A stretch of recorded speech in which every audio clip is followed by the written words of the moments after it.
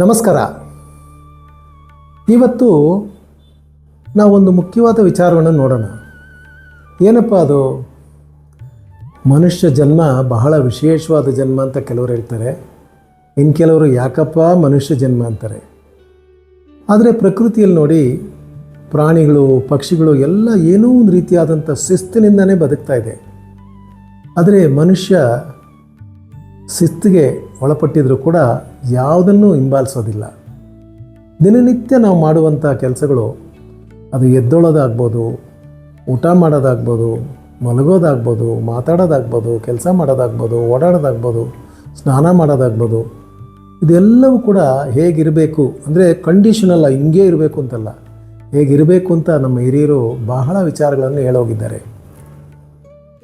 ಆದರೆ ಕಾಲ ಆಗ್ತಾ ಆಗ್ತಾ ಆಗ್ತಾ ನಾವು ಬದಲಾಗೋದ್ವಿ. ಒಂದು ಕಾಗೆ 400 ವರ್ಷಕ್ಕೆ ಮುಂಚೆ ಗೂಡು ಹೆಂಗೆ ಕಟ್ತಾ ಇತ್ತು ಹಂಗೆ ಇವಾಗಲೂ ಕಟ್ಟುತ್ತೆ. ಪ್ರಾಣಿಗಳು ಸಹಸ್ರಾರು ವರ್ಷಗಳ ಮುಂದೆ ಹೇಗೆ ಬೇಟೆಯಾಡಿ ತಿಂತಾ ಇತ್ತು ಹಾಗೆ ಮಾಡ್ತಾ ಇದೆ. ಆದರೆ ಮನುಷ್ಯರು ಬದಲಾಗಿದ್ದೀವಿ.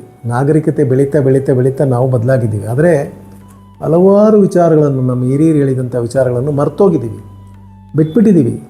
ದಿನನಿತ್ಯ ಜೀವನದಲ್ಲಿ ಆರೋಗ್ಯವಾಗಿರಬೇಕು ಅಂದರೆ ಏನೆಲ್ಲ ಮಾಡ್ಕೋಬೋದು? ಈಗ ಒಂದು ಡಾಕ್ಟ್ರು ಒಂದೊಂದು ಊರಲ್ಲಿ ಎಷ್ಟು ದೊಡ್ಡ ದೊಡ್ಡ ಆಸ್ಪತ್ರೆಗಳಿದೆ. ಸುಮ್ಮನೆ ಕಾಲಿಟ್ಟರೆ ಸಾಕು, ಸ್ಕ್ಯಾನಿಂಗ್ ಮಾಡಿಬಿಡ್ತಾರೆ. ಲಕ್ಷಾಂತರ ರೂಪಾಯಿ ಅದಕ್ಕೆ ಬಿಲ್ ಆಗುತ್ತೆ. ಯಾವ ವಯಸ್ಸು, ಇಂಥ ವಯಸ್ಸವರು ಅಂತಿಲ್ಲ, ಚಿಕ್ಕ ವಯಸ್ಸಿಂದ ದೊಡ್ಡ ವಯಸ್ಸವರೆಗೂ BP ಬಂದಿದೆ, ಶುಗರ್ ಬಂದಿದೆ, ಥೈರಾಯ್ಡ್ ಬಂದಿದೆ, ಏನೇನೇನೋ ಬಂದ್ಬಿಟ್ಟಿದೆ.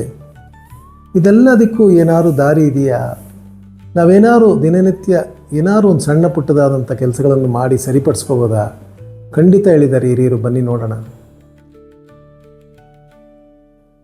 ಏನು ಹೇಳ್ತಾರೆ ಅಂದರೆ, ಹಾಲನ್ನು ರಾತ್ರಿ ಹೊತ್ತು ಕುಡೀರಿ, ಬೆಳಗ್ಗೆ ಹೊತ್ತು ಕುಡಿಬೇಡಿ ಅಂತಾರೆ. ಮೊಸರನ್ನಕ್ಕಿಂತ ಹಾಲನ್ನು ತಿನ್ನಿ, ಬಹಳ ಒಳ್ಳೆಯದು ಅಂತ ಹೇಳ್ತಾರೆ. ಈಗ ಡಾಕ್ಟರ್ಸ್ ಕೂಡ ಡೇ ಟೈಮಲ್ಲಿ ಹಾಲು ಕುಡಿದ್ಬಿಟ್ರೆ ಅಸಿಡಿಟಿ ಬಂದ್ಬಿಡುತ್ತೆ ಅಂತಾರೆ. ಹಾಲು ಕುಡಿದ್ಮೇಲೆ ಸ್ವಲ್ಪ ನಮಗೆ ಮಲಗೋದು, ಕೂತಿರೋದು ಬೇಕು. ಬಿಳಿ ವಸ್ತುಗಳೆಲ್ಲ ಬಿಟ್ಬಿಡಿ ಅಂತ ಈಗ ಡಾಕ್ಟರ್ಸ್ ಹೇಳ್ತಾರೆ. ಅನ್ನ ಬಿಟ್ಬಿಡಿ, ಸಕ್ಕರೆ ಬಿಟ್ಬಿಡಿ, ಹಾಲು ಬಿಟ್ಬಿಡಿ, ಉಪ್ಪು ಬಿಟ್ಬಿಡಿ. ವೈಟ್ ಪಾಯ್ಸನ್ಸ್ ಅಂತ ಕೂಡ ಅದನ್ನು ಕರೀತಾರೆ. ಹಿರಿಯರು ಹಿಂದಿನ ಕಾಲದಲ್ಲಿ ಅದನ್ನೆಲ್ಲ ತಿಂದೇ ಇರಲಿಲ್ವಾ? ಅವರೇನು ಚೆನ್ನಾಗೇ ಇರಲಿಲ್ವಾ? ಎಲ್ಲೋ ರಾಸಾಯನಿಕ ಬದಲಾವಣೆಗಳಾಗೋಗಿದೆ. ನಮ್ಮ ದಿನನಿತ್ಯ ತೀರ್ಮಾನಗಳಲ್ಲಿ ಏರುಪೇರಾಗಿದೆ. ಅದಕ್ಕೆ ತೊಂದರೆ ಬರ್ತಾಯಿದೆ.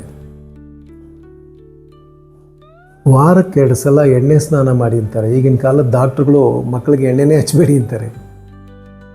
ಬುಧವಾರ ಶನಿವಾರ ಗಂಡು ಮಕ್ಕಳು, ಮಂಗಳವಾರ ಶುಕ್ರವಾರ ಹೆಣ್ಣು ಮಕ್ಕಳು ಎಣ್ಣೆ ಸ್ನಾನ ಮಾಡಿದ್ರೆ ಫಸ್ಟು ಕೂದಲು ಬೀಳಲ್ಲ, ಎರಡನೇದು ಡೈ ಹಾಕೋವಂಥ ನೆಸೆಸಿಟಿ ಇರಲ್ಲ. ಚಿಕ್ಕ ವಯಸ್ಸಿಂದನೇ ಮಾಡ್ಕೊಂಬರ್ಬೇಕು. ದೇಹ ತಂಪಾಗಿರುತ್ತೆ, ಆರೋಗ್ಯ ಚೆನ್ನಾಗಿರುತ್ತೆ, ನಿದ್ದೆ ಚೆನ್ನಾಗಿ ಬರುತ್ತೆ, ಚಿಂತನೆ ಚೆನ್ನಾಗಿರುತ್ತೆ. ನೋಡಿ, ಒಂದು ಎಣ್ಣೆ ಸ್ನಾನ ಮಾಡೋದ್ರಿಂದ, ಒಂದು ಎಣ್ಣೆ ಸ್ನಾನ 2 ದಿವಸ, ವಾರದಲ್ಲಿ 2 ದಿವಸ ಮಾಡೋದ್ರಿಂದ ಎಷ್ಟು ಲಾಭಗಳಿದೆ. ಏನೆಣ್ಣೆ ಹಾಕ್ಕೊಂಡು ಸ್ನಾನ ಮಾಡೋದು ಸರ್ ಅಂತ ಕೆಲವರು ಕೇಳ್ತಾರೆ. ಹಳ್ಳೆಣ್ಣೆ ಹಾಕಿ ಕೆಲವರಿಗೆ ಅಭ್ಯಾಸ ಆಗಿರುತ್ತೆ. ಆದರೆ ಎಲ್ಲ ಎಣ್ಣೆಗಿಂತ ಎಳ್ಳೆಣ್ಣೆ ಬಹಳ ವಿಶೇಷ. ಫಾರಿನವರೆಲ್ಲ ಸಮುದ್ರ ತೀರದಲ್ಲಿ ಆಲಿವ್ ಆಯಿಲ್ ಹಾಕ್ಕೊಂಡು ಮಸಾಜ್ ಮಾಡಿಕೊಂಡು ಆ ಸನ್ ಬಾತ್ ಅಂತಾರೆ, ಸೂರ್ಯನ ಕಿರಣಗಳನ್ನು ತಗೊಂಡು ಸ್ನಾನ ಮಾಡ್ತಾರೆ. ಆದರೆ ನಮ್ಮ ದೇಶದಲ್ಲಿ, ನಮ್ಮ ವಾತಾವರಣಕ್ಕೆ, ನಮ್ಮಲ್ಲಿರ್ತಕ್ಕಂಥ ಕ್ಲೈಮ್ಯಾಟಿಕ್ ಕಂಡೀಷನ್ಸ್ಗೆ ಎಳ್ಳೆಣ್ಣೆ ಬಹಳ ವಿಶೇಷವಾದಂತಹ ತಂಪನ್ನು ಉಂಟು ಮಾಡುತ್ತೆ. ಅದು ಉಷ್ಣ ಸರ್ ಅಂತಾರೆ. ಉಷ್ಣಕ್ಕೆ ಉಷ್ಣ ಬಿದ್ದರೆ ತಂಪಾಗುತ್ತೆ. ಬೇರೆ ಎಣ್ಣೆಗಳು ಒಳ್ಳೆಯದಲ್ಲ ಅಂತ ನಾನು ಹೇಳಿಲ್ಲ. ಮಂದ ಬುದ್ಧಿಯನ್ನು ಮಂದ ಮಾಡುವಂಥ ಸಾಧ್ಯತೆ ಇರೋದ್ರಿಂದ ಸೂರ್ಯನ ಅಂಶದಿಂದ ಬಂದಂತಹ ಎಳ್ಳೆಣ್ಣೆ ಉಪಯೋಗಿಸೋದ್ರಿಂದ ಕಣ್ಣಿಗೆ ಒಳ್ಳೆಯದಾಗುತ್ತೆ, ಆರೋಗ್ಯಕ್ಕೆ ಒಳ್ಳೆಯದಾಗುತ್ತೆ, ಚಟುವಟಿಕೆಗೆ ಒಂಥರ ದಿನನಿತ್ಯ ನಮ್ಮ ಜೀವನದಲ್ಲಿ ಸಂತೋಷವಾಗಿ ಖುಷಿ ಖುಷಿಯಾಗಿರೋದಕ್ಕೆ ಸಹಕಾರ ಮಾಡುತ್ತೆ. ಹಗಲೊತ್ತು ಮಲಗಬೇಡಿ ಅಂತಾರೆ. ಅನಾರೋಗ್ಯ ಇರೋರು, ಮಕ್ಕಳು, ಎಲ್ಲೋ ನೈಟ್ ಶಿಫ್ಟ್ ಮಾಡಿರೋರು ಬಿಟ್ಟು ಬೇರೆ ಯಾರು ಹಗಲೊತ್ತು ಸೂರ್ಯ ಇದ್ದಾಗ ಮಲಗಬೇಡಿ. ಸೂರ್ಯ ಇದ್ದಾಗ ಮಲಗಿದ್ರೆ ದೇಹದಲ್ಲಿ ನೆಗೆಟಿವ್ ಎನರ್ಜಿ ಚಾರ್ಜ್ ಆಗುತ್ತೆ ಅಂತ ನಮ್ಮ ಹಿರಿಯರು ಹೇಳಿದ್ದಾರೆ. ಸೂರ್ಯ ಉದಯಕ್ಕೆ ಮುನ್ನ ಎದ್ದವರೆಗೆ ಇವತ್ತಿಗೂ ಕೂಡ ನಾನು ಚಾಲೆಂಜ್ ಮಾಡಿ ಹೇಳ್ತೀನಿ, ಯಾವುದೇ ತೊಂದರೆ ಇರೋದಿಲ್ಲ, ಅನಾರೋಗ್ಯ ಇರೋದಿಲ್ಲ. ಜೀವನದಲ್ಲಿ ಮೇಲ್ ಬರೋದಕ್ಕೆ ಯಾವುದೇ ವಿಧವಾದ ತೊಂದರೆಗಳು ಅವ್ರಿಗೆ ಖಂಡಿತ ಇರಲಿಲ್ಲ. ಸೂರ್ಯ ಉದಯಕ್ಕೆ ಮುಂಚೆ ಎದ್ದೋಳಿ ಅಂತ ಹೇಳ್ತಾರೆ. ಬೆಳಗ್ಗೆ ಹೊತ್ತಿರುವ ಬಿಸಿಲಲ್ಲಿ ಓಡಾಡಬೇಡಿ ಅಂತಾರೆ. ಅಂದರೆ ನೀವು ವಾಕಿಂಗ್ ಹೋದರೂ ಕೂಡ ಬಿಸಿಲು ಬರೋಕ್ಕೆ ಮುಂಚೆ ಮನೆಗೆ ಬಂದುಬಿಡೋದು ಉತ್ತಮ. ಕೆಲವರು 8 ಗಂಟೆಗೆ ಎದ್ದು ಹೋಗ್ತಾರೆ. ಬೆಳಗಿನ ಬಿಸಿಲು ಪಿತ್ತ ಹೆಚ್ಚು ಮಾಡುತ್ತೆ ಮೈಯಲ್ಲಿ.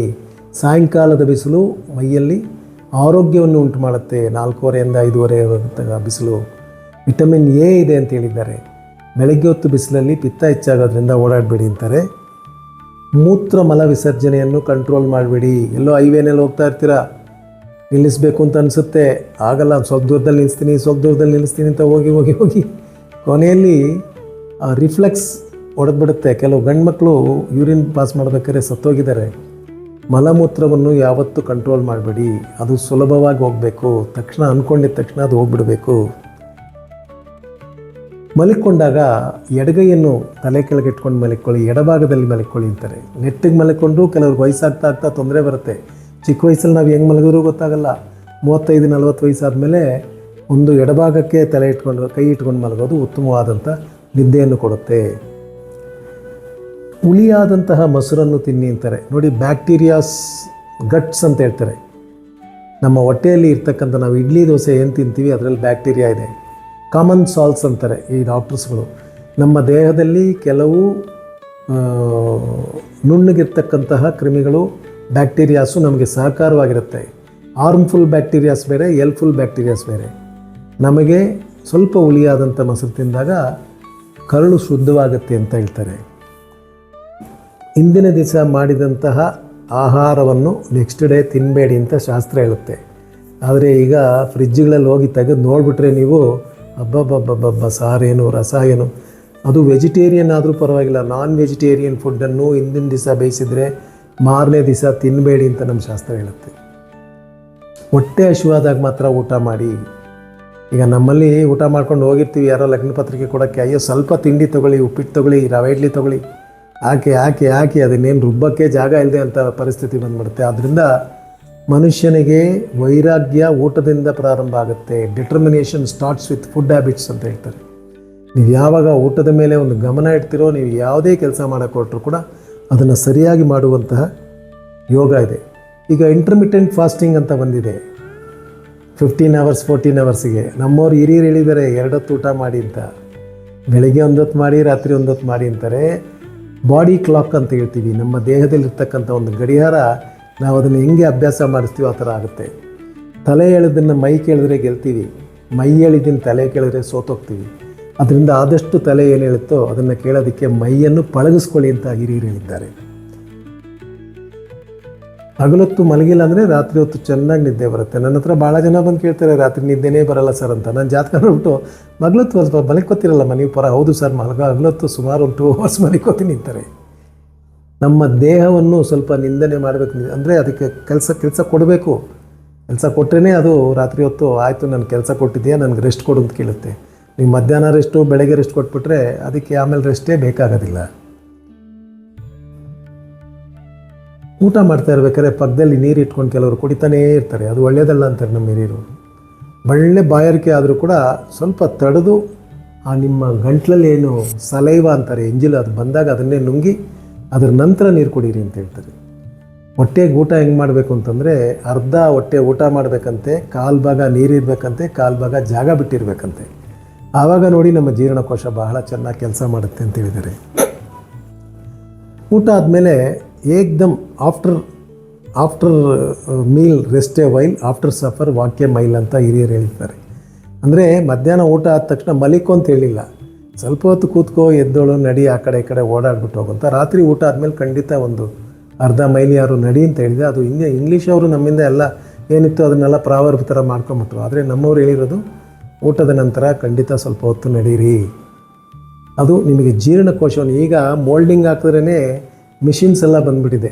ಮನೆಯಲ್ಲಿ ಮೋಲ್ಡಿಂಗ್ ಆಗ್ತಾ ಇದ್ದಾಗ ಆ ಮಿಷಿನ್ ಹಾಕಿ ಗುದ್ದಿ ಅದನ್ನು ಸರಿಸಮಾನವಾಗಿ ನಿಲ್ಲಿಸ್ತಾರೆ. ಆ ರೀತಿ ನಾವು ಹೊಟ್ಟೆಯಲ್ಲಿ ತಿಂದಿದ್ದು ಹೋಗಿ ಅಲ್ಲಿ ಇರುತ್ತೆ. ನಡೆದಾಗ ಅದೆಲ್ಲ ಜೀರ್ಣಕೋಶಕ್ಕೆ ಸರಿಯಾದ ರೀತಿಯಲ್ಲಿ ಹೊಟ್ಟೆಗೆ ಬಂದು ಜೀರ್ಣ ಆಗೋದಕ್ಕೆ ಸಾಧ್ಯತೆ ಇರುತ್ತೆ.